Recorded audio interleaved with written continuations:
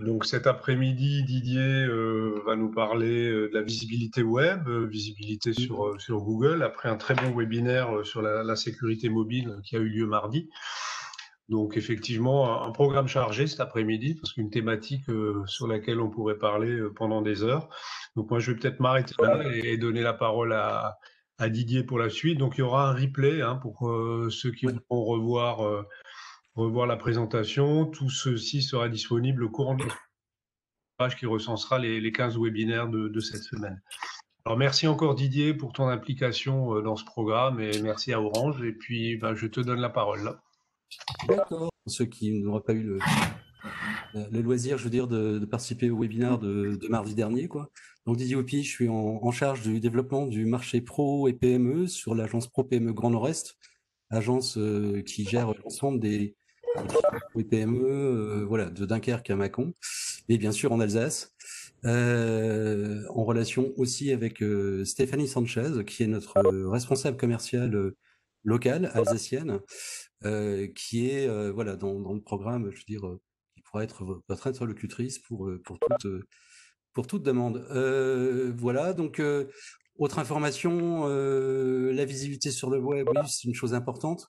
Bon, juste pour une petite info, je suis un petit peu tombé dedans il y a quelques temps, puisque j'ai eu le plaisir d'être dans l'équipe projet du premier site Orange, premier site marchand Orange, qui est devenu aujourd'hui la boutique Orange. Et dans ce projet, en charge du marketing, du contenu et du marketing direct derrière, effectivement, pour bien référencer le site et surtout avoir des interactions, ce qui est important au niveau interaction, avec nos interlocuteurs, avec nos clients. Bien, je sais comment il y a la présentation, puis après on ira aussi sur le web. Voilà, je pense que vous me voyez. Alors, au programme aujourd'hui, ouais, bien sûr, je vais vous parler de Google aujourd'hui, qui est incontournable dans le référencement. Je vais donner quelques astuces sans vraiment rentrer dans les détails, mais des astuces importantes et des points de vigilance importants à partir du moment où vous allez vouloir créer votre propre site web. Et puis, on terminera, parce que c'est aussi incontournable, je veux dire, comment vous allez pouvoir relayer, je veux dire, toutes les informations, les valeurs que vous avez, et les valeurs que vous allez présenter auprès de votre clientèle, auprès d'une audience, notamment en utilisant également les réseaux sociaux. On ne rentrera pas dans le détail des réseaux sociaux, hein, c'est pas l'objet. Là, effectivement, comme disait Jean-Marc, on pourrait rester à ce moment-là jusqu'à 11h ce soir. On peut encore. Mais voilà, des éléments de compréhension. Surtout, ce qui est vraiment important, c'est de savoir comment fonctionnent les réseaux sociaux pour justement, connaissant la manière dont ils fonctionnent, comment voilà, faire bien ami avec eux, faire en sorte que les réseaux sociaux vous fassent la promotion plutôt que vous, comment dire, shadow bannissent, comme on dit, vous bannissent, tout simplement. Rentrons dans le sujet. Je veux dire, la visibilité sur le web, il y a, voilà, pas trop de chiffres, hein, mais vraiment les chiffres que je souhaite que vous reteniez, c'est que effectivement, on a une part de marché de Google au niveau des moteurs de recherche qui est de 96%. Qu'on a, voilà, les 80%, c'est aujourd'hui. Ce qui est en train de se passer, c'est que les personnes qui vont aller rechercher une information, un service, vont le faire à partir d'un moteur de recherche. Et surtout, on va le voir après, elles le font à partir de leur smartphone. Et d'où l'importance effectivement d'être trouvé immédiatement, parce que dans le smartphone, si vous avez des informations qui vont être, on va dire, plus synthétiques que celles que vous allez trouver sur un PC, sur votre PC habituel. Et bien sûr, ce qu'on voit, c'est qu'aujourd'hui, il y a malheureusement parmi les PME, TPE, voilà, il y a aujourd'hui face à Google qui est l'incontournable par rapport au moteur de recherche, très peu utilisent, je veux dire, les fonctionnalités ou en tout cas les bénéfices qu'elle pourrait en retirer. Donc ça, c'est la première partie de la présentation. Concrètement, si on veut être synthétique, si on veut être trouvé aujourd'hui, c'est par le web, c'est clair. Le deuxième élément, c'est que la recherche, elle est locale. Et c'est vrai que voilà, un Alsacien va chercher un service en Alsace. Un habitant de Mundolsheim, va aller rechercher des services qui sont à proximité. Lampertheim, Vendenheim, Tulle. Mais ça, voilà, c'est vraiment un élément très important. Bien sûr, Google, là, est incontournable dans la recherche. Et comme je disais tout à l'heure, c'est à partir de son mobile. Donc, quand on dit à partir de son mobile, je vais vous montrer un exemple tout à l'heure. Voilà. Concrètement, ce que je voulais faire un peu passer comme message, j'aime bien un peu cette image-là, quoi. C'est que, en gros, la visibilité sur le web, c'est à comparer à, je veux dire, c'est comme une fusée. Je veux dire, une fusée qui a 3 étages. Le premier étage, vraiment, le plus important, c'est vraiment pour s'arracher du sol et commencer, je veux dire, à partir dans l'espace. C'est bien sûr un outil qui va vous le permettre. C'est avec Google My Business, on va en parler. Bien sûr, le deuxième étage, pour continuer, je veux dire, à monter dans l'espace, votre site web sur lequel vous allez faire de l'information, créer du contact, vendre, mais surtout, et de plus en plus là maintenant, c'est créer de l'engagement de la part de vos clients et de vos visiteurs.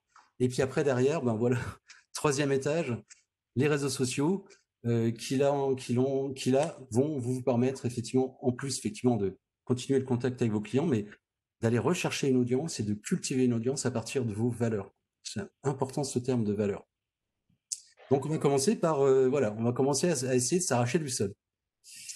Concrètement, voilà, on peut parler un petit peu de Google My Business, tout simplement.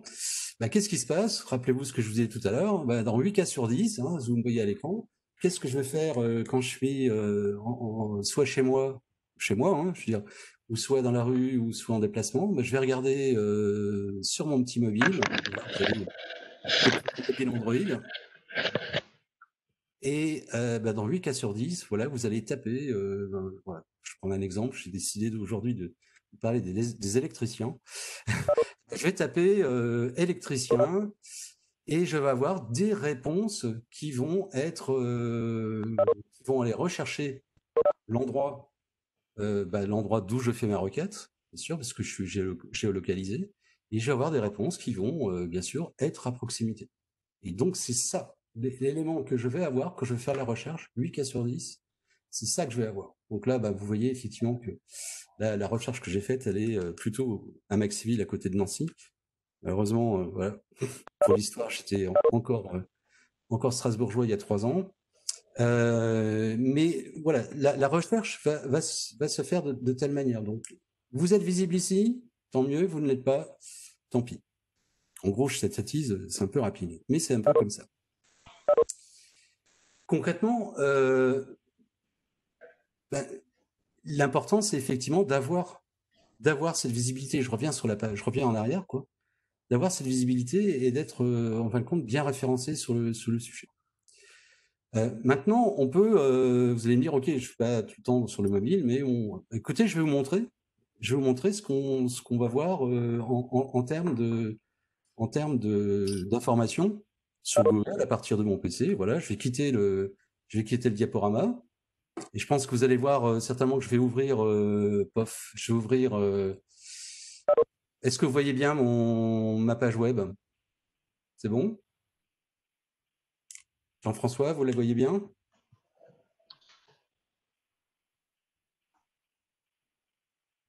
Ok, très bien. Écoutez, voilà, moi je tape Strasbourg. Écoutez, j'ai mis Strasbourg parce que effectivement aujourd'hui je n'y suis pas.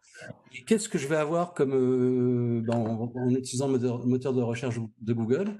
Je vais avoir cette liste de professionnels qu'on va me mettre en exergue. Donc, qu'est-ce que je vais faire? Écoutez, je vais regarder. Qu'est-ce qui se passe? J'ai 2 SI électriques. Il y a peut-être une des entreprises parmi vous qui est dans la liste, hein, on ne sait jamais.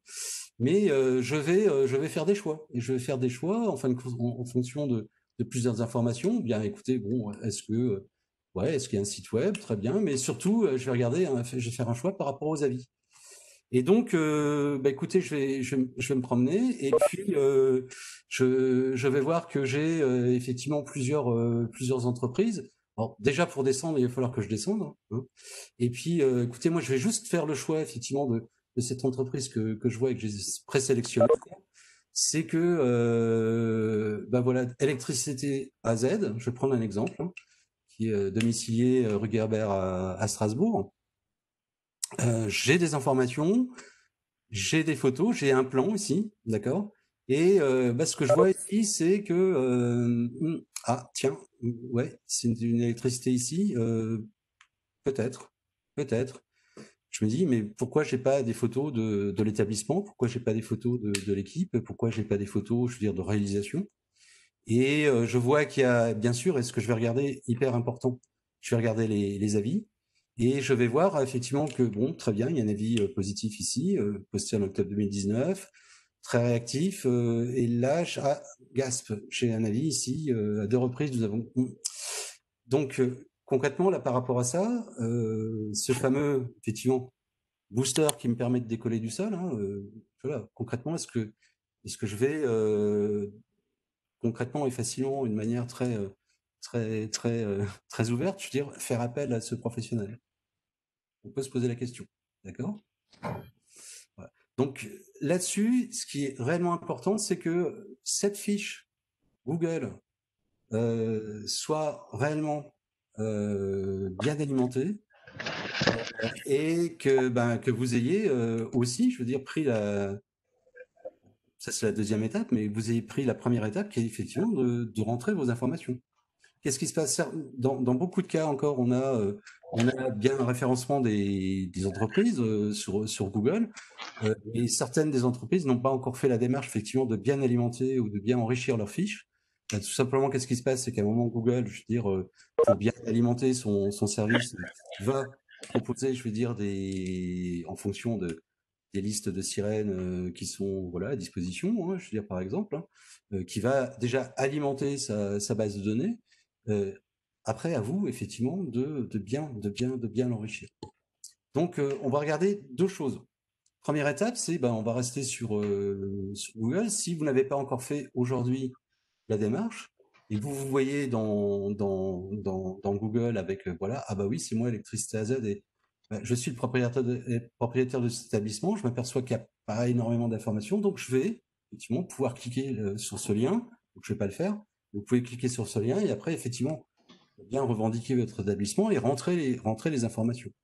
Maintenant, vous allez deuxième cas de figure, quoi. Je veux dire, vous créez votre société, donc vous allez pouvoir effectivement, en vous connectant à Google My Business, bien rentrer toutes les informations. Donc là, je vais vous mettre un petit exemple, effectivement, tout simplement. Qu'est-ce qui se passe? Ben voilà, je me connecte sur mon navigateur, j'ai Google sous les yeux.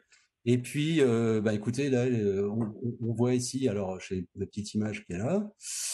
Je clique sur les outils d'application Google. Je vais taper, effectivement, vous voyez ici Google My Business. Alors j'ai déjà commencé un petit peu à faire la démarche. Et donc, j'ai déjà commencé à remplir certaines informations. Et si c'était pas le cas, je serais venu en disant, voilà, je vais gérer un établissement, je vais ajouter un établissement unique. Je vais saisir le nom commercial de mon établissement. Là, je fais plutôt un nom commercial qui parle et qui, voilà, qui reflète votre activité, votre localisation, mais aussi vos valeurs. Donc, j'aime bien faire un peu de photos, donc photographe noir et blanc. Comme j'étais un ancien, quand j'ai passé ma jeunesse à Mundolsheim, voilà, Mundo. Voilà. Après, je valide effectivement le nom de mon établissement. Je fais taper suivant. Toc.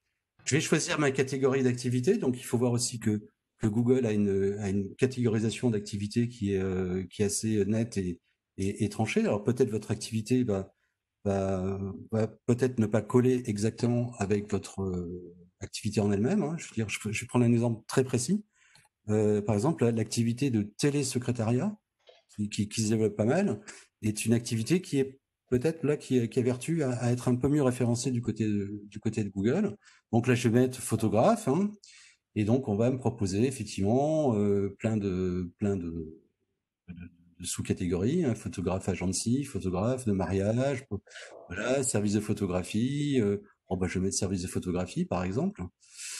Euh, est-ce que j'ai un local? Oui, non. Je veux dire que j'ai un local, hein, parce que voilà, j'habite rue du Stade, 5 rue du Stade à Mundolsheim. Donc je vais mettre mon adresse postale, 5 rue du Stade.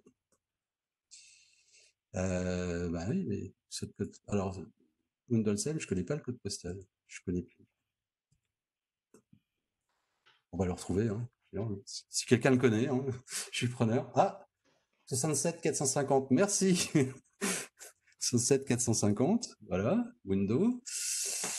Je propose aussi des services en dehors de mon établissement, bien sûr, chez mon eShop à Mundo, mais je suis en capacité effectivement d'aller faire des photos de reportage, par exemple, bien sûr à Mundo, Dolsam, à Lampertheim, hop, bien sûr, c'est à côté. Je peux aller aussi à Vendenheim, voilà, je vais mettre mes trucs, et puis Full, Lesheim, voilà. Et puis, écoutez, voilà, je m'étends aussi dans tout le Bas-Rhin, quoi. Je vais mettre le Bas-Rhin, toc. Et puis, je vais aussi dans le Haut-Rhin, hein, bien sûr. Le Haut-Rhin, je vais mettre ça. Et puis, je vais mettre Alsace, tout simplement. Donc, pourquoi je mets ça? Parce qu'à un certain moment, quand les personnes vont faire leurs requêtes, hein, s'ils habitent plutôt du côté de, effectivement, Vendenheim, Lampertheim et Reichstätt, qui est à côté, je l'ai pas mis, hein, mais voilà, voilà. Quelque part, comme ils sont géolocalisés, qui vont faire leur requête, comme j'ai dit, OK, je travaille dans votre zone, je vais apparaître. Et donc, si c'est plutôt quelqu'un qui habite à Troyes, à Dijon, écoutez, ouais, voilà, je vais pas apparaître, je travaille pas là-bas, quoi. Je continue. Là, tout simplement pour le rentrer, je vais rentrer un numéro. Je conseille effectivement de rentrer un numéro en 03, hein, 03, etc. Est-ce que j'ai un URL de web aujourd'hui? Ouais, si j'en ai un, je vais le noter, quoi. HTTPS, voilà. Et puis je vais continuer en suivant. Donc là, je n'ai pas été jusqu'au bout, hein.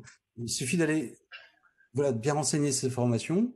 Et à partir du moment où vous allez les valider, suivant, et comme vous avez mis un numéro 03, vous avez très fort de 3, je vais un peu trop vite, de bonnes chances que d'être appelé dans les 5 à 15 minutes, je veux dire, par Google, qui va vous communiquer certainement en validant votre numéro de téléphone, les informations, et vous donne un code à 6 chiffres pour valider votre demande. Et à partir de là, votre demande, elle est validée et vous allez apparaître sur les moteurs de recherche et notamment sur les petits mobiles là que les personnes vont utiliser pour trouver les services que vous allez pouvoir proposer.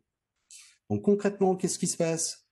Donc j'avais fait un petit peu, je veux dire, l'exercice un petit peu avant. Voilà, bon, j'ai trouvé un nom de code, je m'appelle Raoul Esmer, hein, dans mon autre vie. OK, et donc j'ai rentré les informations qui me concernent ici, donc sur le module Google My Business. Je travaille bien au départ l'ensemble de mes informations, avec surtout ce qui est important, c'est on l'a vu tout à l'heure, les zones desservies, mes horaires. Si vous avez des horaires spécifiques, par exemple, je prends l'exemple du 31 décembre, hein, je suis ouvert 24-24, hein, je veux dire, voilà, je suis capable d'aller. Bref, je mets mon numéro de téléphone, mon site web. Je peux mettre effectivement ici en photographie les produits que je propose, hein, des photos, voilà. J'ai mes catégories et surtout ce qui est aussi réellement intéressant, c'est de mettre l'ensemble de mes points forts et notamment il y a quelque chose qui est vraiment intéressant.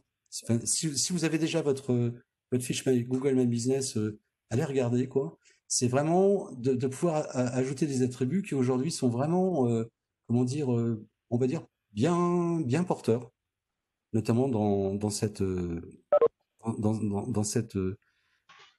ce contexte, on va dire, de crise un peu sanitaire et de nouvelles valeurs qui apparaissent.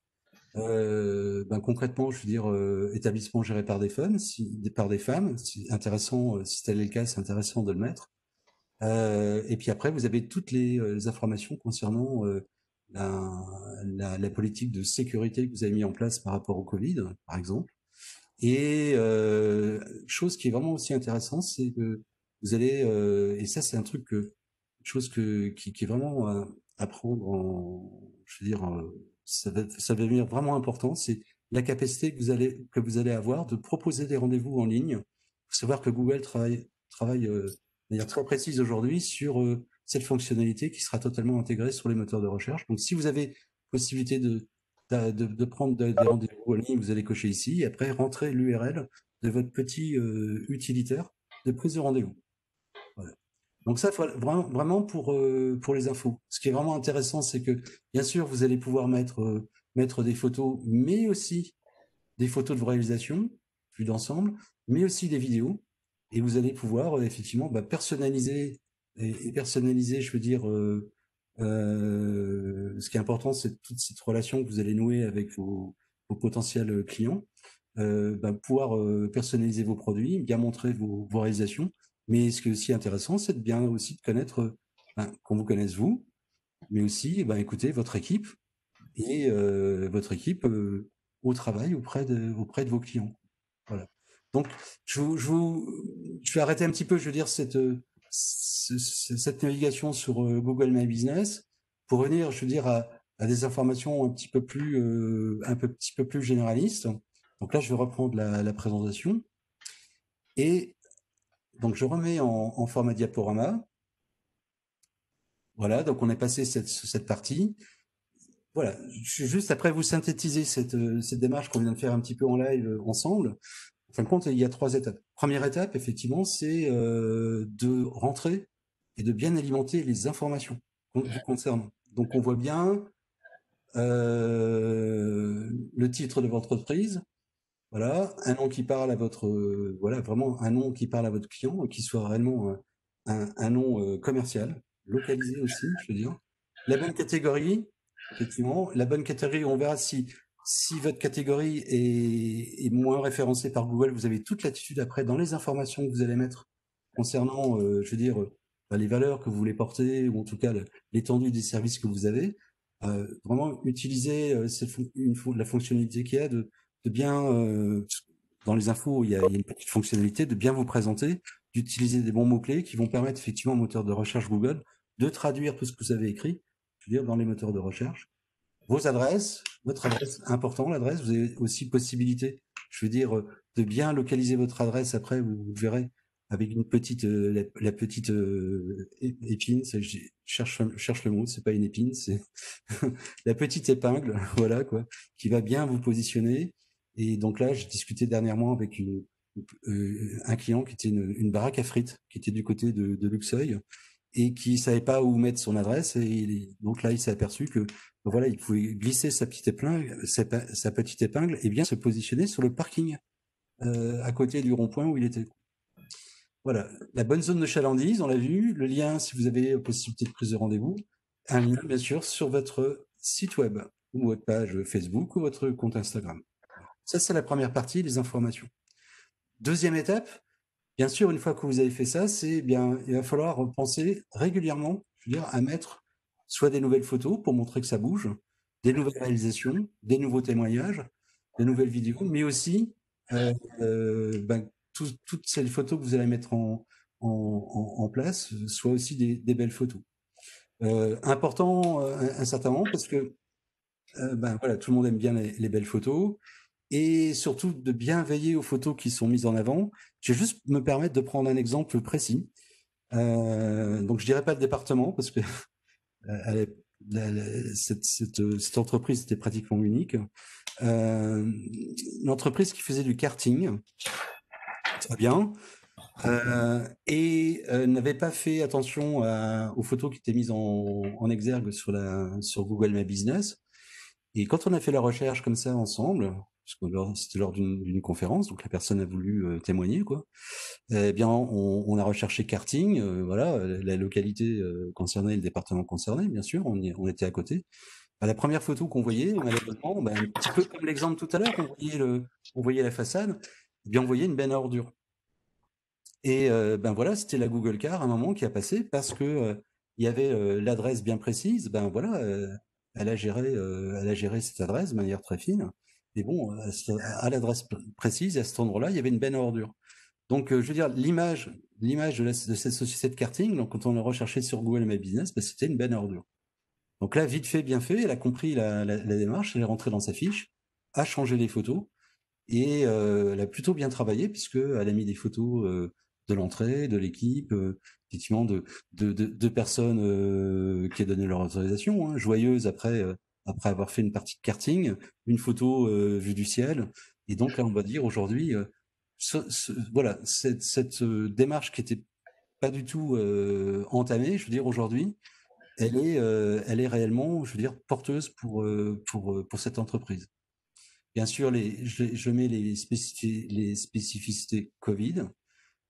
Les horaires d'ouverture à jour, c'est peut-être, j'enfonce peut-être une porte ouverte, mais voilà. Si malheureusement ou journée exceptionnelle vous fermez, etc., il faut tout de suite avoir le réflexe de mettre vos horaires à jour. Il n'y a rien de plus pénible, je veux dire, pour un client qui va venir et qui voilà voit porte close en se disant bah, aujourd'hui porte fermée, désolé. Réaliser le suivi de votre concurrence. Donc là, je voulais un petit peu m'appuyer là-dessus. C'est voilà ce qu'on appelle un peu en termes marketing faire du bench. Allez voir ce que font vos concurrents. On a vu tout à l'heure l'exemple de l'électricité, de la recherche d'un électricien. Allez voir ce qu'ils font, inspirez-vous, etc. C'est toujours intéressant à faire. Vous allez pouvoir suivre vos statistiques et ensuite, bien sûr, suivre et répondre à vos avis. Donc ça, là, on passe à la troisième étape. Troisième étape qui est, elle, la plus déterminante, effectivement, c'est que, faut savoir, je le remets sur la présentation, c'est que vous avez voilà, 70% des clients vont, avant de faire appel à votre service, considérer les avis. Et donc, voilà. Donc, importance, effectivement, d'avoir des avis sur votre fiche Google My Business. Et bien sûr, bah, Google va solliciter les personnes qui sont venues vous voir. Hein, si tant est que vous avez effectivement une échoppe, un atelier, parce que évidemment Google géolocalise les personnes qui sont rentrées dans votre établissement et va certainement envoyer ces personnes en disant tiens, vous avez fréquenté l'établissement XY aujourd'hui, en êtes-vous satisfait, etc. Donc régulièrement, effectivement, j'ai ce type d'informations et je prends plaisir à y répondre.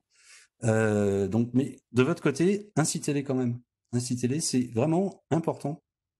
Tous ces avis, c'est bien d'être visible, mais ce qui est encore plus important, c'est d'avoir des avis positifs. Alors bien sûr, vous allez avoir des avis positifs, mais vous risquez aussi d'avoir des avis négatifs, et c'est normal. Voilà, c'est normal quand je dis voilà, ça arrive bien sûr. Là, c'est hyper important, effectivement, de bien remercier sur les avis positifs, mais aussi, et chose la plus importante, de toute façon, quelqu'un qui a émis un effet négatif, vous allez très certainement le perdre, dont acte. Mais surtout, ce qui est important, c'est de ne pas perdre les autres. Donc, votre démarche, et là, effectivement, il faut y passer du temps, et il faut se dire que votre e-réputation est une chose très importante qu'il faut la gérer. Voilà, répondez aux avis négatifs avec une réponse qui est plutôt positive, posée, comment dire, une réponse qui va, comment dire, montrer votre intérêt à la satisfaction de vos clients, je veux dire. Et il faut savoir que cet avis, enfin cette réponse à avis, c'est surtout les autres, les clients satisfaits qui vont les lire aussi. Donc, surtout jamais de polémique, mais toujours ayez, je veux dire, cette démarche, je veux dire, de résolution, de positivité et de valeur que vous portez. Alors, j'ai pris un exemple, je veux dire, pour continuer, parce que voilà, 2h30, on va avancer. Voilà, un exemple, j'ai pris, alors pas un exemple dans la région, mais un exemple à Troyes, une société qui s'appelle Bergamote et qui propose dans la région de Troyes, et pas dans Troyes même, mais dans la périphérie de Troyes, voilà, son activité, c'est un petit dépôt-vente d'habillements, d'accessoires, d'outils, enfin, voilà, pour les jeunes mamans qui habitent plutôt voilà, dans la banlieue de Troyes. Elle se déplace avec un camion et va à différents endroits, différents villages, se pose sur la place du marché ou la place du village et voilà, elle propose ses produits. Donc là, ce qu'elle fait, c'est qu'elle tient réellement ses horaires à jour. Donc voilà, on voit que ces horaires sont variables en fonction des lieux où elle se place. Donc elle passe pas mal de temps là-dessus, mais c'est hyper important parce que quelqu'un qui va aller voir ce matin, voilà, si le camion d'épouvante est là, ben, elle aura l'information. Et surtout, moi, ce que je voulais vous montrer par rapport à ça, la chose importante, alors, elle n'a pas beaucoup d'avis, donc, mais là, il faut qu'elle cultive ses avis. Euh, Surtout, c'était ça qui était vraiment intéressant. Toutes ces informations complémentaires qui viennent montrer, je veux dire, certaines valeurs. Donc, on voit que effectivement, c'est un établissement géré par les femmes. Elle est plutôt très bien notée. Elle a aussi un site internet à côté, et donc elle a des avis. Hein. Il faut juste savoir qu'à un certain moment, donc je vous en parlerai tout à l'heure, c'est qu'il y a des interactions qui existent entre votre fiche Google My Business, votre site web et puis votre réseau social. Donc Google va aller compiler les informations. C'est important effectivement d'avoir cette cohérence. Et puis voilà, LGBT friendly, donc c'est aussi, je veux dire, une valeur qu'elle souhaite porter. Deuxième exemple, après j'ai pris un exemple de Nancy, une société que j'avais eu le plaisir de rencontrer un jour. Et là, on va dire que alors c'est de vieilles copies, mais c'est pas grave. C'est ce qui est réellement important, c'est que évidemment il y a la catégorie Marie Connery qui existe dans Google, mais le responsable a aussi travaillé cette partie information avec des mots-clés importants, avec des valeurs qui portent. Hein. Donc voilà, c'est du sur-mesure, les choix de nos clients, plusieurs marques, etc. Donc tout ça, c'est des informations qui sont aussi réellement importantes pour que derrière, on l'a vu tout à l'heure dans l'apparition, je veux dire que vous aviez une fois qu'on faisait la requête sur Google, que vous puissiez aussi être un peu mieux placé dans les résultats. Voilà. Donc, vous avez peut-être une question déjà par rapport à cette première étape. Jean-Marc, comme je vois pas beaucoup à l'écran, d'accord. Catherine, oui. Catherine, oui. Google propose-t-il actuellement un utilitaire de prise de rendez-vous en ligne? Alors, oui, je vais vous répondre. Je suis pas salarié Google, mais je sais que Google y travaille. Et je sais que, et comme je suis salarié Orange, je sais que Orange propose des solutions notamment Agendize, notamment quoi, qui va s'interfacer effectivement avec les modules de Google. Là, j'avoue que, ouais, je sais qu'ils y bossent. Maintenant, voilà, j'ai pas l'information. J'avoue que j'ai pas l'information suffisamment précise par rapport à ça. Ok. Mais il y a plein, effectivement, il y a plein de solutions qui existent. Je sais qu'effectivement, c'est un axe, je veux dire, de développement. Alors peut-être qu'il y est déjà aujourd'hui. J'avoue que j'ai pas vérifié avant de J'ai- démarrer la conférence. A priori, j'ai rien vu en direct chez Google. Bon, je sais D'accord. on peut utiliser de manière assez intelligente le calendrier de Google Oui. euh, pour en ouvrir une partie. On peut aussi le faire. Alors, si vous êtes utilisateur Office 365, vous avez des Mmh. fonctionnalités comme Bookings de Microsoft qui Oui. permettent d'ouvrir des plages de prise de rendez-vous sous forme visibles ensuite sous forme d'iframe Mmh. sur un Tout à site fait. web. C'est ce qu'on utilise à la CCI pour nos prises de rendez-vous. Donc, Tout à fait. voilà. Voilà. Voilà. Et puis, effectivement, moi, voilà, du côté Orange, on a une solution qui s'appelle Agendize, euh, et qui permet effectivement toutes ces fonctionnalités, je veux dire, avec une gestion, voilà, on est dans le même principe, effectivement, de solution de prise de rendez-vous qui est gérable à partir de son PC ou à partir de son mobile, quoi. Effectivement, effectivement, ces solutions-là vont vraiment voilà, elles sont en train d'émerger et ça devient vraiment très important.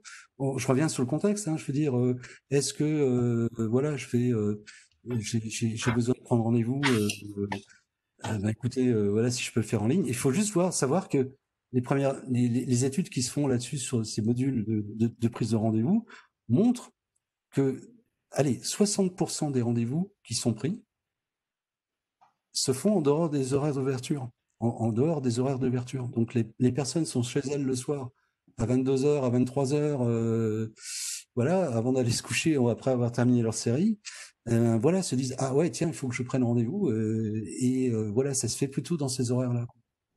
Donc voilà, vous n'êtes pas disponible, votre entreprise est fermée, vous avez toute latitude effectivement de faire de la prise de rendez-vous.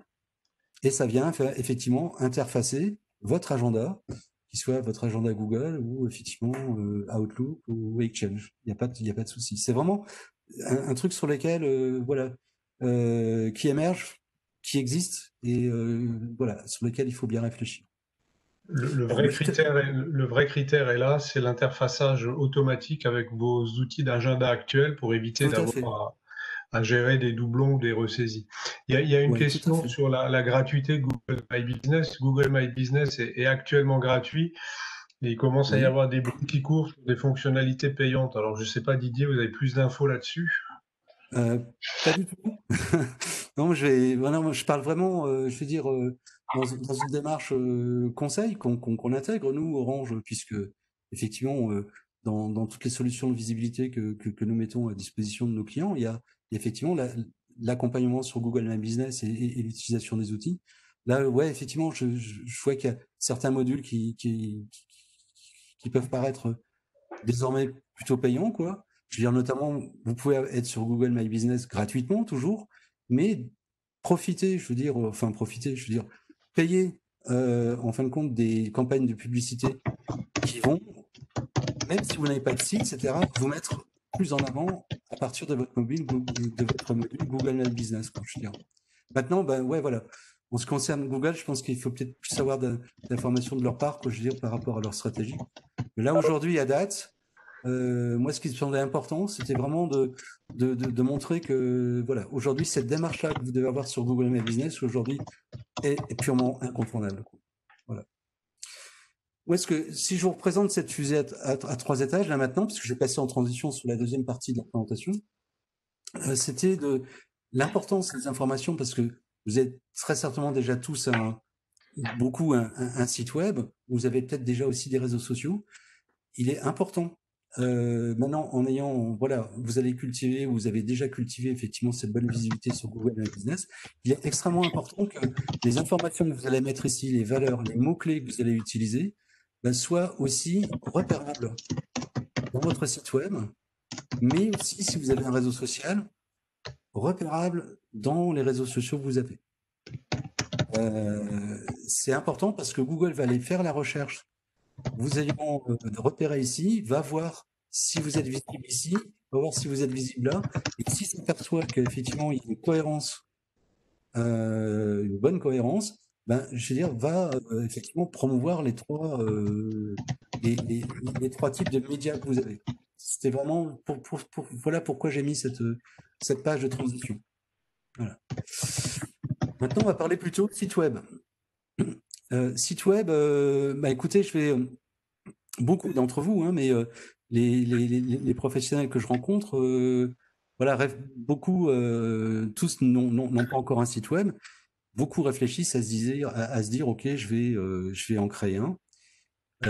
Moi, le conseil que je donne à chaque fois, c'est, ok, mais avant même que vous ayez l'idée de créer votre site web, l'important c'est de protéger votre marque et surtout d'avoir tout de suite, le plus rapidement possible, je veux dire, un nom de domaine au nom de votre société.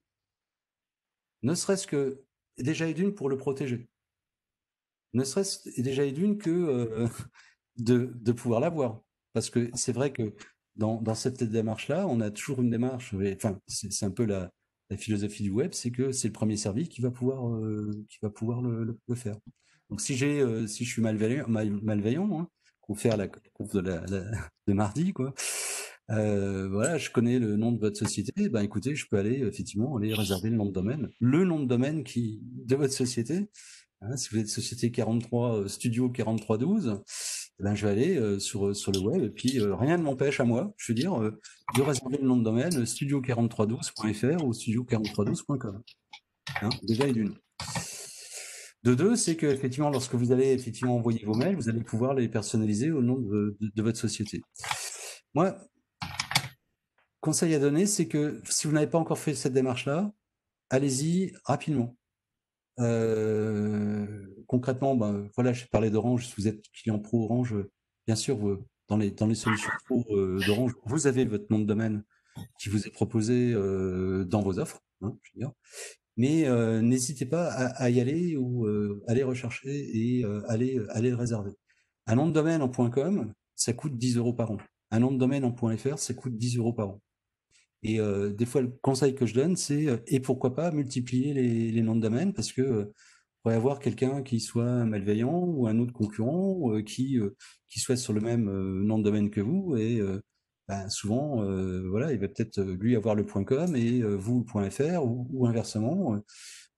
C'est déjà arrivé, j'ai déjà rencontré des professionnels qui voulaient effectivement créer leur nom de domaine et ils se sont aperçus que ben, il y avait déjà ce nom de domaine en .fr et en .com, et ils se sont dit, mais qu'est-ce que je peux utiliser? Est-ce que je vais utiliser le .net, le .org? Donc voilà, l'idée, c'est vraiment de ne pas tarder à y aller. D'accord? Vous souhaitez vous lancer sur le web. Quelques juste informations un peu de base. Voilà. Si vous avez déjà un site web, vous avez réfléchi à ça. Si vous voulez vous lancer, ayez en tête ce type de réflexion. Quelque part, les points de vigilance. Vraiment, votre site web au départ, est-ce que c'est uniquement une vitrine, moyen de proposer vos produits? Il y a pas mal de solutions qui existent. Vous avez un site avec 4-5 pages, pourquoi pas? Mais c'est à votre objectif. L'objectif que vous allez avoir, c'est de dire je veux, bah, outre les fonctionnalités que vous avez déjà avec Google My Business, je veux quand même présenter un peu plus de choses, un peu plus de photos, mettre des vidéos, et puis je veux avoir un look un peu sympa. Et c'est en fin de compte une démarche que vous allez avoir qui va être une démarche de vitrine un petit peu plus, d'accord?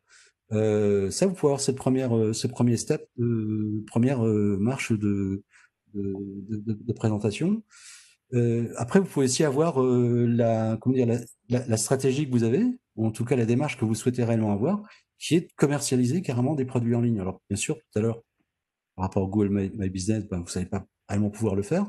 Donc là, maintenant, si tel est l'objet, effectivement, de vous dire, OK, je vais commercialiser, bah, écoutez, voilà, il faut vraiment vous dire, dans cette démarche de commercialisation, quelle est toute cette stratégie que je veux mettre en place. Les fonctionnalités de votre site ne seront pas effectivement les mêmes. Mais concrètement, je veux dire, au départ, il faut se dire, OK, c'est des vitrines, c'est de la commercialisation. Moi, je serais plutôt tendance à dire, OK, il faut avancer un petit peu par petits pas. Et si votre première étape, effectivement, c'est de se dire, OK, je vais d'abord faire de la vitrine et après, je vais faire de la commercialisation, c'est une démarche qui est effectivement tout à fait honorable, mais bien identifier vos objectifs initiaux avant de démarrer dans la démarche. C'est un peu de la théorie, hein, ce que je dis. Hein. Maintenant, vous avez après, on va dire, trois solutions. Donc, première solution, c'est de dire, OK, j'ai créé mon site web moi-même. Hein, il faut savoir qu'il y a une solution qui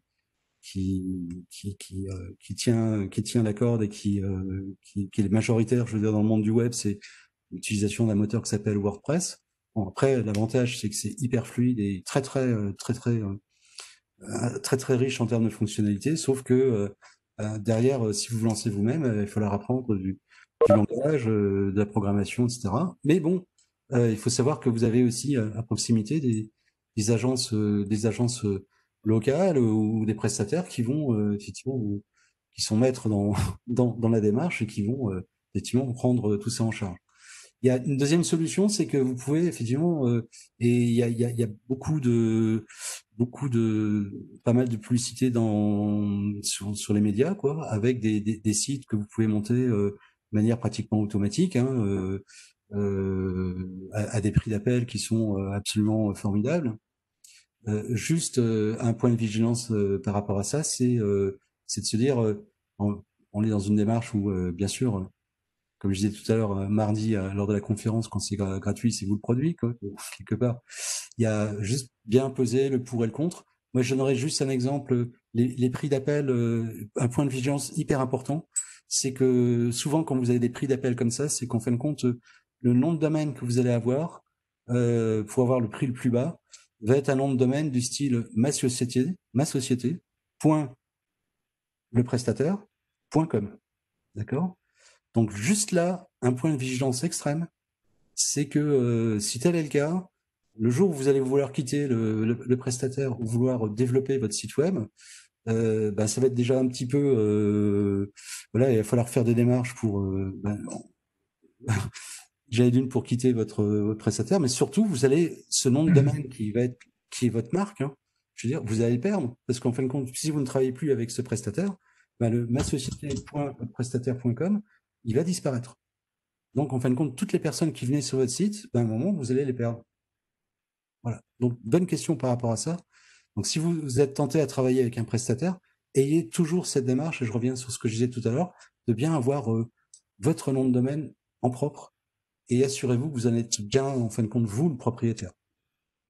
Et sinon, après, effectivement, vous pouvez vous lancer avec une agence web locale ou un développeur web qui va effectivement construire pour vous et vous déléguer peut-être des droits, effectivement, de mise à jour. 3 choses, voilà, 3 possibilités. Ensuite, les bonnes questions. Alors, c'est de la liste, hein. J'ai mis une bonne liste. Il y en a peut-être d'autres encore. Vous allez peut-être réagir par rapport à ça en disant, ouais, il y en a peut-être d'autres. Les bonnes questions vraiment à vous poser par rapport à votre démarche de site web, même si vous l'avez déjà actuellement. Incontournable, j'ai mis HTTPS. Aujourd'hui, votre site web, il faut absolument qu'il passe en HTTPS. Si vous avez déjà un site web en HTTP, concrètement, je veux dire, quand je vais le consulter moi à partir de ma petite tablette, hein, voilà, j'ai un petit iPad à côté, voilà, l'iPad va me dire attention, site non sécurisé. Et donc là, au niveau de la sécurité, c'est avoir un petit peu de mal à y aller. Même des fois, je veux dire, mon système de sécurité me bloque en me disant ce site n'est pas sécurisé et j'y ai même pas accès. Donc, par rapport à ça, faites bien, si vous l'avez pas encore fait, faites bien la démarche de mettre en HTTPS. Alors là, je vais pas expliquer comment le faire parce que si vous avez un prestataire, voilà, il saura le faire de manière très transparente et surtout en accompagnement pour le changement de l'URL. Voilà. Deuxième chose que je souhaitais mettre en avant, c'est que alors je reviens sur le référencement Google. Jusqu'à présent, il y a des éléments, voilà, alors je parle pas au nom de Google, hein, mais voilà, par rapport à l'expérience, c'est que il y a, et puis Google aussi communique sur ses scorings, je veux dire, de référencement. On va dire de manière très synthétique, ce qui ressort, ce qui est important aujourd'hui en termes de référencement, c'est le fait que votre site au départ est responsive, entre guillemets. Responsive, ça veut dire quoi? Ça veut dire que quand vous le regardez sur un écran 1920, 1080 tel que j'ai dans les yeux, je vois tout le site et lorsque je vais le regarder à partir de mon petit mobile, hop, hop, hop, hop, le site va s'adapter et je vais avoir un nouvel agencement de mon site et surtout je n'ai pas des barres latérales sur le côté pour aller me naviguer, etc. Voilà, ça c'est ça le responsive. Désormais, c'était ça, on va dire de manière très rapide, très synthétique, des particularités d'un bon référencement. Ce qui va devenir aujourd'hui la particularité, si j'en mettrais qu'une, sur le futur référencement de Google, ça va être l'engagement de vos visiteurs. Et ça va être le point principal. L'engagement, ça veut dire quoi? Ça veut dire que votre site web, eh bien, en fin de compte, vous donnez la possibilité à vos visiteurs de vous laisser des messages. Vous allez laisser des messages à vos visiteurs. Vous allez mettre du contenu qui est réellement intéressant. Et donc, si vous avez des visiteurs qui viennent vous voir fréquemment, qui a de l'interaction, c'est ça qui va devenir le plus important. Donc, concrètement, en manière très synthétique par rapport à ça, le résumé de ça, c'est de se dire, OK, mon site, il doit être absolument vivant et interactif. Après, je remets la partie. Alors je mets toute la liste. Hein, voilà, on va revenir quand même sur les éléments. Les belles photos, bien sûr. Des photos. Il faut savoir que toujours, voilà, faut toujours savoir si ce sont des belles photos ou pas des belles photos, mais c'est toujours important d'avoir des belles photos. Et surtout après des photos qui s'adaptent aussi à votre site. Si votre site si vous mettez, si on peut voir votre site internet sur un grand écran 1920-1080 là. Vous allez pouvoir mettre une photo qui a cette résolution, 1920-1080. Sauf que quand la personne va consulter votre site à partir de votre mobile, eh ben, c'est pas la photo 1920-1080 qui va être mise en avant, mais une autre photo qui est au format du mobile. Et c'est, voilà, en fin de compte, aujourd'hui, tous les sites web qui sont bien montés, ou avec les agences avec lesquelles vous allez bosser, prennent en compte effectivement cette nécessité, je veux dire, d'avoir plusieurs photos pour en fin de compte la même photo que vous allez plusieurs formats de photos pour la même photo que vous allez mettre en avant. Il y a souvent, on voit encore apparaître sur des sites professionnels le fait que on voit pas apparaître justement, on voit pas apparaître les mentions légales. Vous êtes qui? La raison sociale, le dirigeant, le RCS, le prestataire web que vous avez utilisé, et surtout, on voit encore peu suffisamment, je veux dire, l'information que vous allez donner à vos visiteurs sur le traitement de vos données personnelles. Donc je reviens par rapport à, encore une fois, à mardi dernier, hyper important d'avoir ces informations. Légalement, vous devez les avoir. Donc, il faut juste savoir une chose, c'est que si vous avez un site web et vous allez proposer par exemple un module de newsletter sur votre site web, eh bien, vous allez récolter des informations personnelles. Les gens vont vous écrire en disant très bien, je veux ma newsletter. Et, je vais mettre mon nom, mon prénom, mon adresse web, mon adresse mail, pardon. Et ça, ce sont des données personnelles. Et donc, il faut que vous ayez cette démarche de politique et de gestion des données personnelles en conformité avec la RGPD. Et il faut en informer vos clients. Il faut juste aussi savoir que si vous avez un traçage avec, vous avez des cookies sur votre site, il est hyper important de le dire, de le montrer, hein, et de donner donner le choix à votre visiteur d'accepter ou pas votre politique de cookies. Et il faut juste savoir que toujours dans cette démarche de RGPD, une adresse avec les cookies, on va pouvoir récupérer des adresses IP des différents ordinateurs qui se sont connectés sur votre site, mais il faut juste savoir qu'une adresse IP, c'est une donnée personnelle. Donc voilà, ayez vraiment une réflexion assez précise sur le sujet. Voilà. Et puis après, là, je m'arrête là sur les sites web. Je n'en raconte pas plus. Vous avez peut-être une ou deux questions. Bon, maintenant, on va passer à la troisième partie sur les réseaux sociaux. Non, pas de questions pour l'instant. Pas de souci, on pourra après. Vous pouvez bien sûr reposer des questions après coup. Maintenant, je voulais vous parler des réseaux sociaux. Alors, je ne vais pas du tout rentrer dans les détails, comment créer sa page Facebook, son compte LinkedIn, voilà. Moi, il y a les messages que je voulais vous faire passer ici en 10 minutes, un quart d'heure. C'était effectivement par rapport aux réseaux sociaux, parce qu'il est réellement important de comprendre comment ils fonctionnent pour pouvoir, je veux dire, adapter votre démarche, votre stratégie, votre démarche par rapport aux réseaux sociaux. Voilà, c'est juste ça. Donc je passe. Alors pourquoi les réseaux sociaux?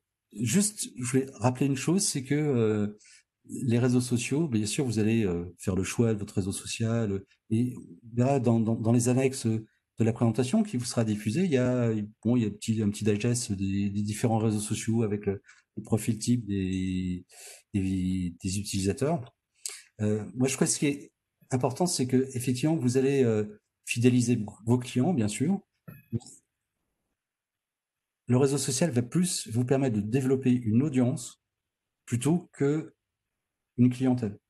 Il y a peut-être un petit peu une différence par rapport à ça, mais je vous prends un peu l'exemple tout à l'heure de la fusée à 3 étages, quoi. Je veux dire, voilà, vous êtes fusée qui est montée dans le ciel, dans l'espace, et voilà, vous allez faire exploser vos réseaux sociaux. C'est un peu comme un feu d'artifice qui va montrer effectivement votre couleur, votre valeur, et vous allez avoir, je veux dire, derrière une audience. L'audience, c'est des personnes qui sont à proximité, qui partagent peut-être vos valeurs, qui sont pas encore vos clients, mais sur lesquels vous allez, les engager par rapport à un partage de vos valeurs. C'est un peu une petite différence. C'est pour ça que je rappelle sur ce transparence, c'est que voilà, vous avez une audience, hein. Et les personnes que vous allez animer par rapport à votre réseau social, c'est une relation avec vous qu'ils vont avoir. C'est de l'émotionnel que vous allez partager, c'est de la valeur que vous allez partager, mais de la valeur que vous allez aider à partager entre les personnes qui vous suivent. Donc voilà, c'est toute cette communauté que vous allez dire, drainer et cultiver par rapport à... Je reviens toujours sur ce mot valeur. Bon à savoir, alors, quelle est la stratégie des réseaux sociaux? Ce truc-là, je voulais vraiment appuyer là-dessus pour comprendre comment ça fonctionne. Souvent, j'ai l'occasion de discuter avec des professionnels qui ont monté leur page Facebook, qui ont monté leur Instagram, qui ont leur LinkedIn ou leur Twitter et se disent ouais ben je plafonne, j'ai 80 followers ou j'en ai 150 mais bon je passe du temps dessus, il y a personne qui me suit ben, souvent dans les 80 followers ben, c'est les amis, la famille, les proches. Qu'est-ce que je fais? J'arrête, je continue. Je pense que c'est important de savoir c'est quoi l'objectif du réseau social. C'est de se faire des bénéfices. Des bénéfices de publicité. Faut le savoir, quoi. C'est ça, quoi. C'est le réseau social, c'est gratuit. Eux, voilà. Leur objectif, c'est de maximiser le temps des utilisateurs sur leur plateforme. Donc, maximiser le temps de l'utilisateur sur la plateforme. Pourquoi? Parce que plus les utilisateurs sur la plateforme vont rester de temps, plus ils vont être soumis à des messages publicitaires. Et plus il y aura de clics sur des publicités que le réseau social a mis en place. Donc, plus le réseau social va se faire de bénéfices. Donc, voilà. L'idée, c'est le réseau social attend une chose, c'est que les utilisateurs restent le maximum de temps sur leur réseau social. Donc, par rapport à ça, deuxième étape, OK, principe étant donné, pour qu'ils restent plus longtemps, il faut aider.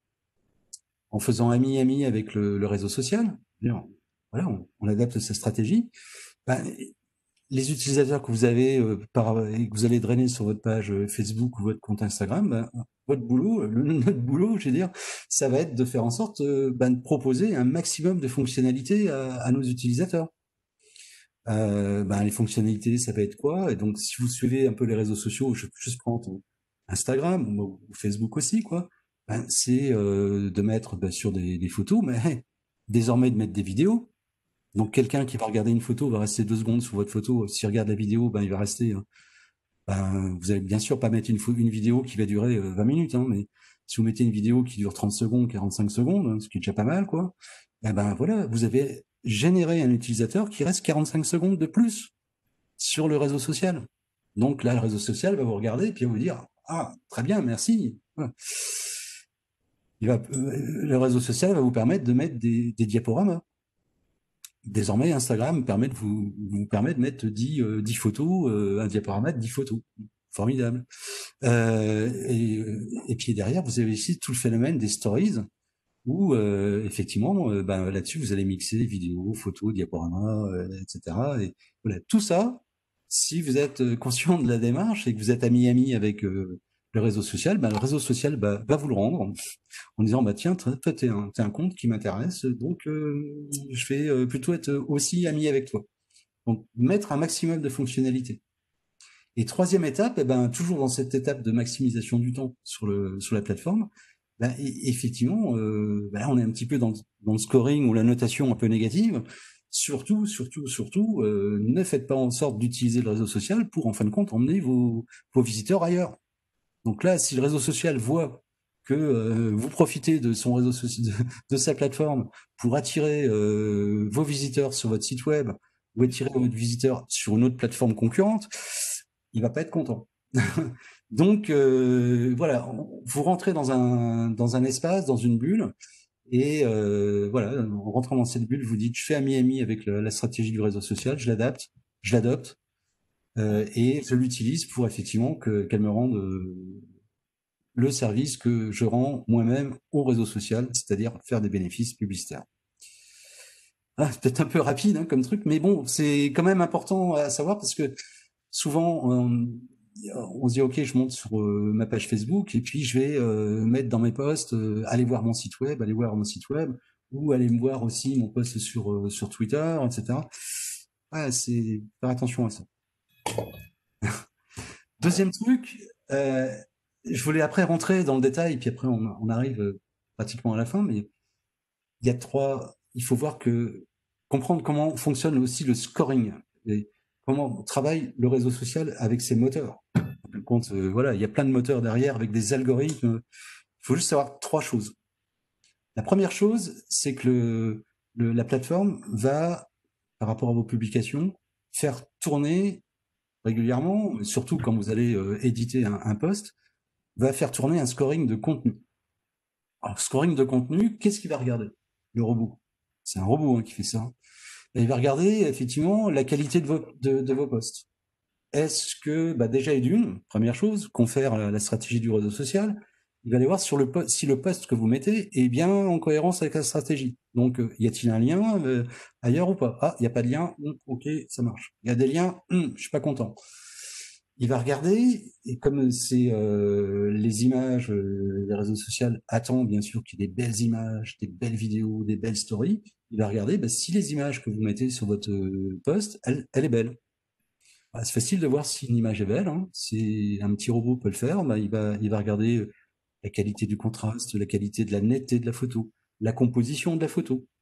Il va même savoir, avec l'intelligence artificielle qui est développée, si c'est une photo qui est plutôt photo de paysage, d'un chien, d'un train, voilà, ou si c'est une photo qui ressemble aux photos qui sont plutôt bien likées. Donc, il a son gabarit, puis il se dit, ah ouais, cette photo-là, ouais, elle va bien marcher, donc, ok, je lui rajoute des points à ce poste-là, d'accord? Après, le robot va aussi aller voir l'intégralité de votre compte.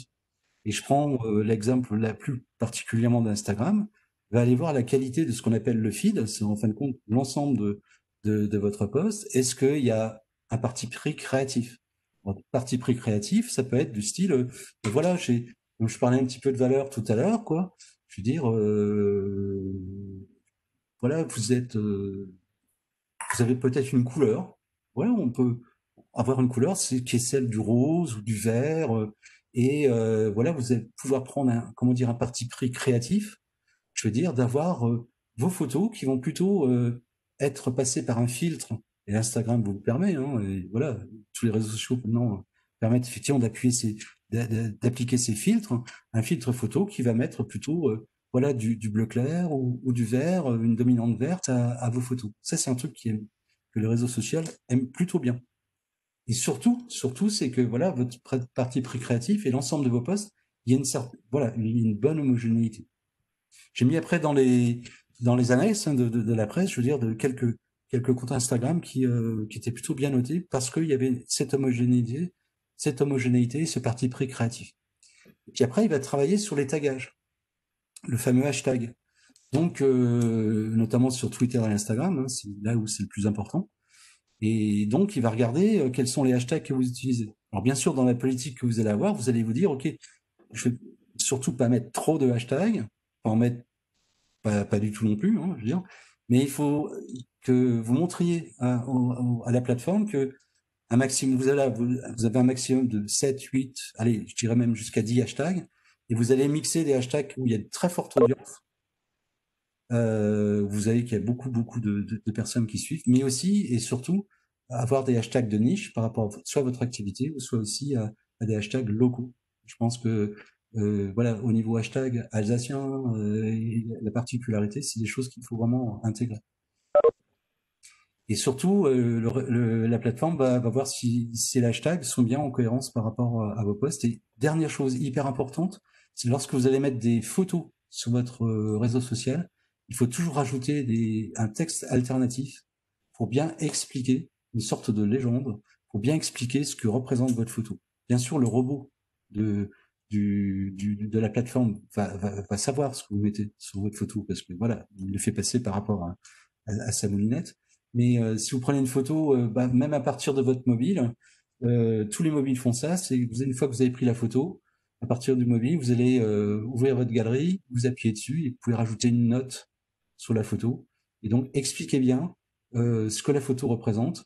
Ça permet effectivement au robot effectivement de bien mieux référencer votre photo de manière en tout cas plus facile. Et le réseau social sera content parce que vous lui évitez du travail. Donc, il sera encore un peu plus ami avec vous. Ensuite, il y a le scoring des relations sociales. Souvent, on me dit, voilà, je poste voilà, j'ai balancé un post, voilà. J'ai pas beaucoup de réactions par rapport à ça. Puis après, ben, il se passe rien. Il faut juste savoir que le réseau social, la plateforme, une fois que vous avez posté un post, ouais, va faire une chose. Ça va durer une vingtaine de minutes ou une trentaine de minutes. Elle va scruter les réactions de vos super fans sur le post. Alors, il faut savoir que vous avez un compte, une page Facebook, et là-dessus, vous avez 80 ou 100 ou 120 followers. Eh bien, là-dedans, il y a toujours des followers. Ben, c'est un peu comme, voilà, on a une pyramide de segmentation de clientèle. Hein. Je veux dire, vous avez ben, des clients super fidèles, des fans qui réagissent à vos posts. Et puis après, vous avez des followers normaux qui réagissent de temps en temps. Vous avez des personnes qui sont abonnées à votre page ou à votre compte, à votre page Facebook ou votre compte Instagram. Et puis bon, ils viennent pas voir beaucoup. Et puis après, bah derrière, vous avez une audience potentielle, des personnes qui ne sont jamais connectées à votre compte. Le réseau social va scruter vos super fans pendant 30 minutes. Donc, le réseau va voir si vos super fans réagissent. Soit ils font un like, ouais, bon, c'est pas mal. Ou soit bah, ils vous envoient un commentaire. Ah, ce qui est quand même mieux. Après, il va voir si ben, les super fans, bien sûr, vous les avez bien détectés, vous les connaissez, vos super fans. Il va regarder si vous, parce que, enfin, de votre côté, si un de vos super fans a réagi, vous envoyez un commentaire, si vous, vous-même, vous allez réagir à son commentaire. Vous allez établir un dialogue avec lui.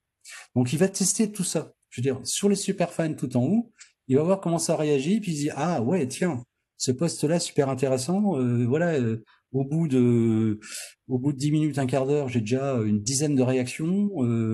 La personne qui a posté le post, elle a aussi réagi aux commentaires. Les commentaires sont plutôt, on va dire, c'est pas du copier-coller, hein, c'est pas du robot, c'est plutôt du personnel, etc. Il y a de la conversation qui s'engage. Ah ben ouais, ok. Eh ben, ce que je vais faire, ben moi, plateforme, je vais pousser vers les followers normaux ce message. Si la plateforme voit que ça réagit pas au départ les 30 minutes, elle va pas s'emmerder, elle va pas pousser votre message vers les followers normaux. Vous avez ce qui explique que des fois, lorsque vous avez des followers, ou même vous followez un compte, bah, de temps en temps, vous dites, ouais, ça fait un bout de temps que j'ai pas eu d'informations là-dessus. Bah ouais, bah, vous n'avez pas d'informations parce que bah, vous n'avez pas réagi depuis un bout de temps, et puis la plateforme se dit, bah bon, ouais, bon, ça l'intéresse moyen, donc je le pousse pas. Et derrière, vous pouvez avoir peut-être même des fois un poste qui apparaît peut-être 3 jours ou 4 jours après, bah, tout simplement parce que comme ça vous avait pas intéressé, et que la plateforme s'est dit, bon, je vais quand même le pousser, quoi. Mais je vais pas lui pousser maintenant, parce que j'ai autre chose à faire. J'ai à m'intéresser à ces trucs, à ces super trucs, et puis voir quelle énergie je vais passer sur les postes qui sont réellement intéressants. Voilà.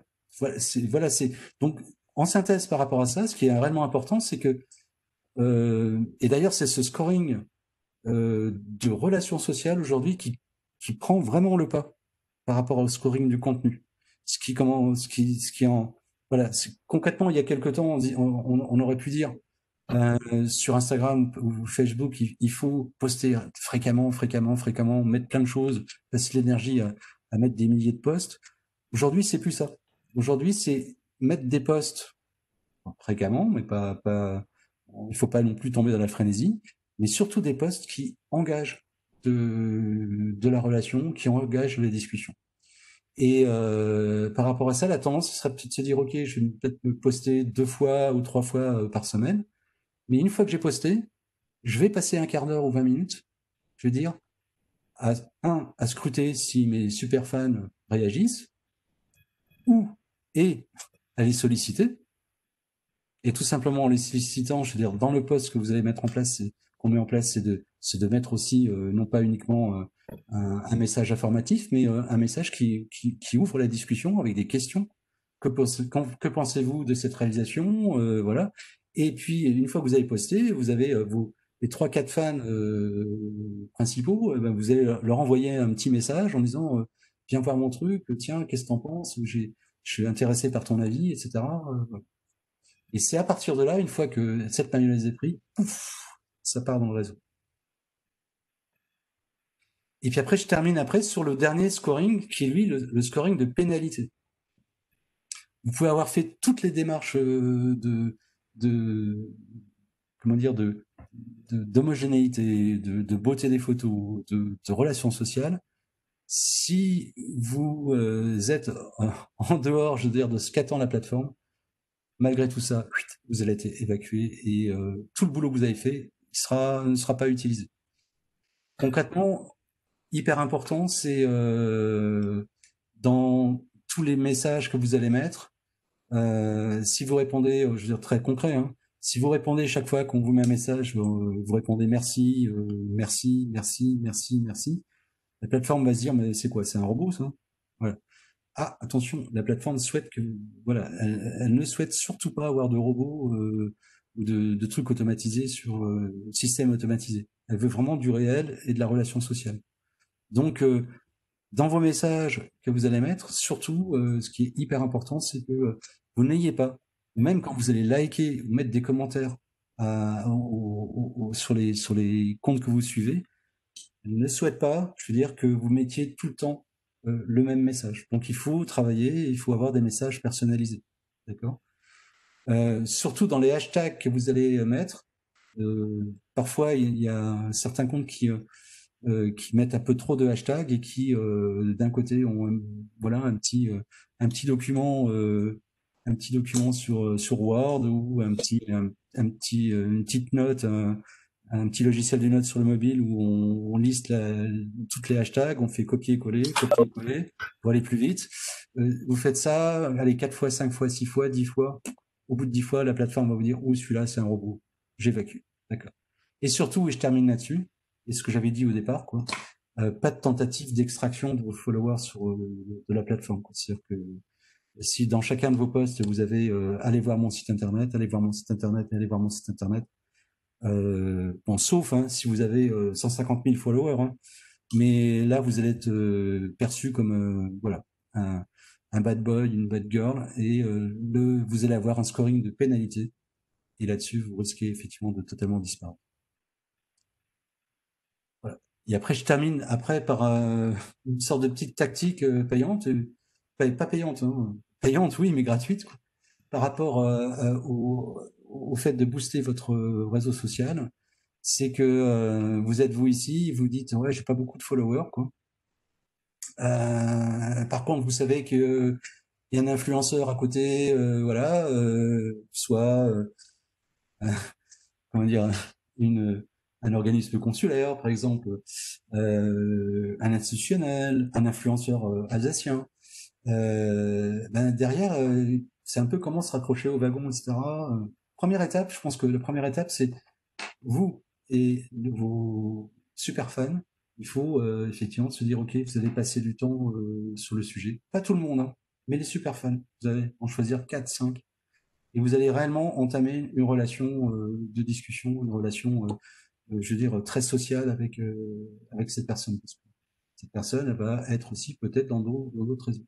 Deux, effectivement, c'est voilà, se rattacher à l'influenceur, ou en tout cas le compte qui a énormément d'audience, qui a les mêmes valeurs que vous, hein, aussi, hein, et vous allez faire ami-ami avec lui, vous allez discuter, entamer une discussion, et faire en sorte qu'effectivement, dans les commentaires que vous allez envoyer, et les messages, vous avez aussi les messages personnels que vous allez envoyer.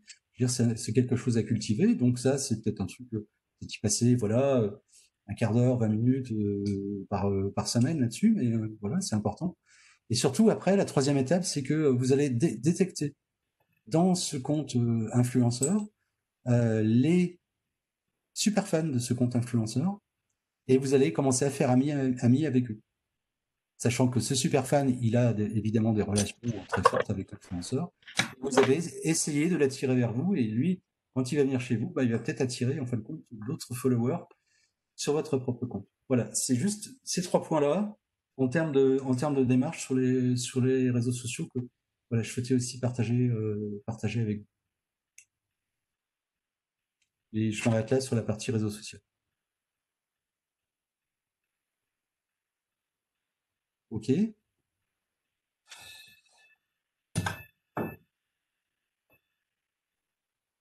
Et puis après, ben voilà, ben je termine. On est à la fin de la présentation. Et voilà, je voulais parler, ben effectivement, d'Orange par rapport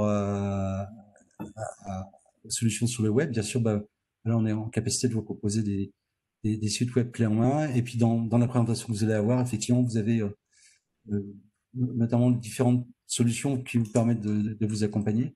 Et notamment, je veux dire, on a parlé tout à l'heure de la solution Agendize pour justement comment dire coupler votre site web avec vos créneaux de rendez-vous. Je vous laisserai découvrir. Et puis, bah, bien sûr, on reste à votre disposition. Je vous ai mis un petit hashtag avec un petit sondage. 2 questions. Voilà, en termes de durée, en termes de pertinence des informations. N'hésitez pas à répondre. C'est totalement anonyme. Voilà, flashez le QR code. Sinon, vous avez le lien web ci-dessous. Et si jamais, voilà, effectivement, vous souhaitez avoir des contacts pour avoir plus de renseignements, on a mis en place, effectivement, je vous ai parlé tout à l'heure de Stéphanie Sanchez, qui est notre responsable commercial en Alsace. Pour la joindre, il y a cette adresse-là. C'est vrai que des fois, elle peut être en congé, donc voilà, on a mis une adresse générique. Et si jamais vous voulez aussi, dans le petit hashtag, vous pouvez vous dire coucou, essayez de me rappeler, j'ai besoin qu'on discute ensemble. Voilà. Au niveau présentation. Et moi, j'avais dit 1h20, donc c'est bien.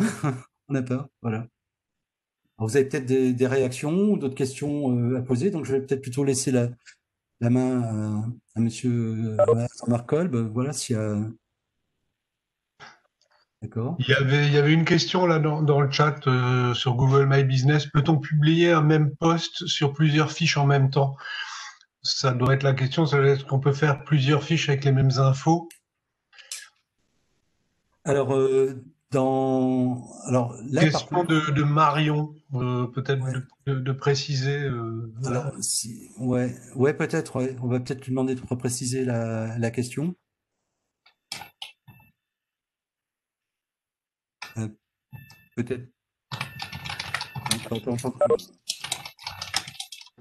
peut-être plus Elle présente. est peut-être- J'entends qu'il y a eu. Si, Je apparemment, sais. je vois qu'elle est encore présente, hein. D'accord. A priori, oui, si vous avez plusieurs établissements à plusieurs adresses différentes, Hmm. de toute manière, vous aurez un contenu partagé sur l'activité si elle est identique. Vous aurez D'accord. un contenu différencié sur les spécificités locales, peut-être les horaires d'ouverture, les contacts, etc. Voilà. Si la question était est-ce qu'il y a un risque d'être considéré comme un spammer, je ne pense pas dans la mesure où vous aurez des fiches vérifiées par établissement. Donc ça ne devrait pas poser de problème. D'accord. Bah, là, vous avez la réponse, Jean-Marc. Ouais. Il y avait une question. Que pensez-vous des sites internet qu'on peut créer via Google?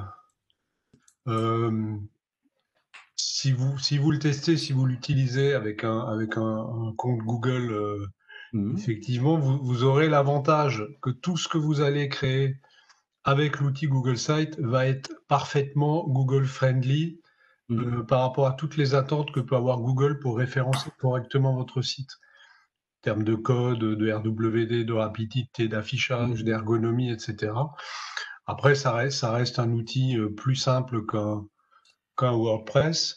Tout à fait. Il a un autre avantage, c'est que si vous utilisez l'environnement Google pour travailler, Forms, Sheets, l'outil de présentation, vous allez pouvoir intégrer directement dans le site fait avec Google Sites des fonctionnalités d'automatisation et de manière complètement simple, sans connaissance technique particulière. Maintenant, ça reste quand même relativement limité en termes d'édition de contenu. Mais c'est un outil qui marche. Pour moi, c'est le retour Mhm. d'expérience que je peux donner. Ouais, ouais.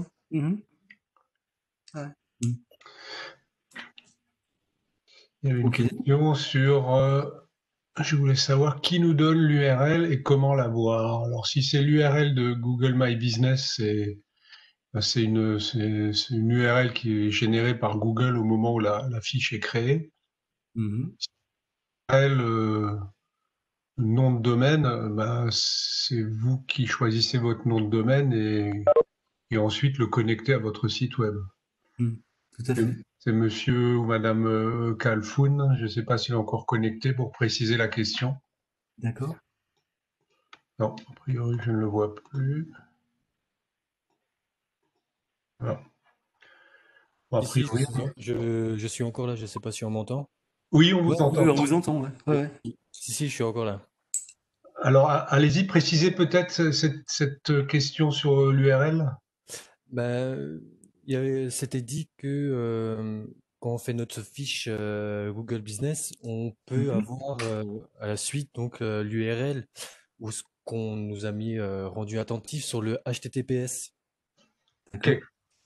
Et ma question était, une fois qu'on a fait cette fiche, c'est qui nous donne ce HTTPS où les gens pourront venir sur en cliquant sur ce HTTPS pour aller sur notre site à nous, enfin notre site de l'entreprise. C'est votre prestataire web ou votre hébergeur? Puisque ce HTTPS, finalement, c'est le www.votresociété. Enfin, nom de votre société.fr, par exemple, Mhm. Mhm. qui D'accord. va être hébergé sur un serveur, hein, chez Orange, chez OVH ou quelque part. Et c'est à ce niveau-là que votre hébergeur et votre prestataire vont activer le certificat qui permettra d'avoir du HTTPS. Vous, à votre niveau, ce qu'il faut faire, c'est veiller à ce que ce soit fait pour vous. Si vous n'avez pas la main sur la gestion du site, c'est votre prestataire qui va le faire. Il faut l'exiger parce que c'est devenu une norme. S'il ne le fait pas, c'est une D'accord. faute de sa part. Mhm. Donc D'accord. vous lui demandez, vous vérifiez déjà si vous êtes en HTTPS ou pas, ça vous le voyez. Et si c'est pas le cas, vous lui demandez de le faire sans délai et normalement sans surcoût. Puisque le Oui. certificat HTTPS, sauf si vous avez un serveur qui vous est dédié, mais en général vous avez un serveur partagé, c'est un certificat serveur pour l'ensemble des domaines qui vont être hébergés sur ce serveur. Tout à fait. Alors, techniquement, oui, on peut considérer que c'est devenu obligatoire, puisque Ouais. c'est un critère qui fait que effectivement sur un iPad, Safari ne va pas vous connecter, sur Mhm. Google, vous allez avoir une alerte, vous risquez d'avoir une alerte de sécurité avec le site qui ne s'affiche pas. Donc oui, on va dire que c'est vraiment devenu obligatoire pour être visible et Ah oui. et pour être correctement référencé. D'accord. D'accord. Et Mhm. j'avais une autre question. Moi, enfin, c'est peut-être un peu plus privé pour moi. Mhm. Je ne sais pas, enfin, je suis en train de créer mon entreprise, je suis au bout là, donc c'est pour ça que je suis sur ce séminaire pour savoir comment faire ma Mhm. visibilité.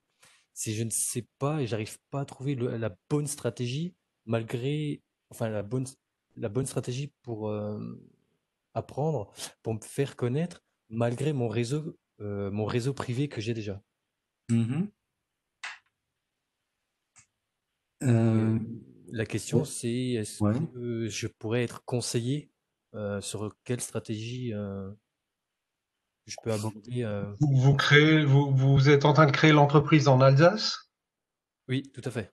D'accord. Dans le Lorrain. Alors, est-ce que vous êtes inscrit? Alors, il y a un webinaire demain après-midi qui approfondit encore un petit peu ce qu'on a commencé à évoquer aujourd'hui. Est-ce que vous êtes inscrit à ce webinaire ou pas?